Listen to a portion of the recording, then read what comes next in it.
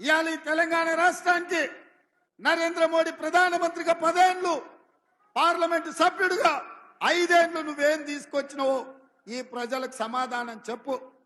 ఆనాడు అయ్యో పాపం పేదోళ్ళ బిడ్డ గుండో అరగుండో ఏదో ఒక గుండు గెలవని కదా అని ఈ తెలంగాణ ప్రజలు నీకు ఓటేసిండ్రు.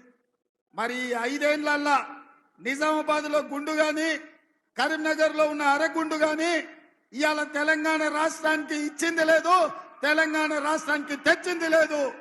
నరేంద్ర మోడీ గారు జాతీయ ప్రాజెక్ట్ ఇవ్వలేదు, నరేంద్ర మోడీ గారు ITIR కారిడార్ ఇవ్వలేదు.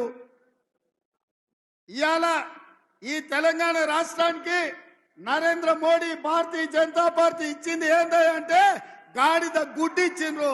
ఇగో ఈ గాడిద గుడ్డే 10 ఏళ్ల తెలంగాణ రాష్ట్రానికి నరేంద్ర మోడీ ఇచ్చిండ్రు.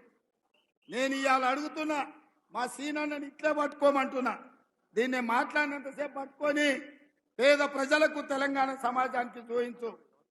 ఎందుకంటే తెలంగాణకు బీజేపీ నరేంద్ర మోడీ ఏమిచ్చిండయా అంటే కర్ణాటకకేమో చెంబిచ్చిండు, ఆంధ్రప్రదేశ్కేమో మట్టి చెంబెడు నీళ్లు ఇచ్చిండు, తెలంగాణకు మాత్రం గాడిద గుడ్డిచ్చిండు.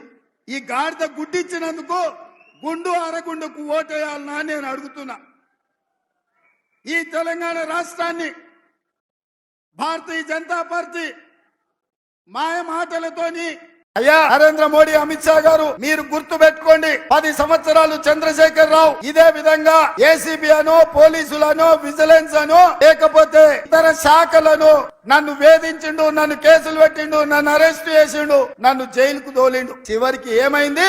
నడుము ఇరిగి మూలకు పడ్డాడు చంద్రశేఖర్ రావు మీ చేతుల. నిన్నగాక మొన్న చంద్రశేఖర్ రావులు ఈపులు చింతపండు చేసి ఇవాళ మూలకు కూసబెట్టిండ్రు తెలంగాణ ప్రజలు. ఇవాళ చంద్రశేఖర్ రావు కేటీఆర్ అంటున్నాడు కారు ఖరాబ్ అయింది, షెడ్డుకు పోయింది, మళ్ళీ వస్తుందని. నేను చెప్పదలుచుకున్నా, మీకందరికి తెలుసు కారు ఖరాబ్ అయి కార్ఖానకు పోయింది, ఇక అది బాగుపడదు, మళ్ళీ రాదు. జుమ్మెరాత్ బజార్ లా తూకానికి తూకం వేసి అమ్మాల్సిందే, కారు గతి లేదు. ఇవాళ కారు లేదు కాబట్టి బస్ వేసుకొని బయలుదేరి. నేను చూస్తాం ఏం చేస్తాడో కేసీఆర్ అని. ఏమి లేదా, మీరు బస్ యాత్ర ఒక్కసారి చూడుండ్రి. ఇక్కలోడు తిరునాళ్ళకు పోతానంటే వెనకటికి ఎవడో ఎక్కడానికి దిగడానికి సరిపోయిందంట, వానికాడ చూసింది లేదు చేసింది లేదు.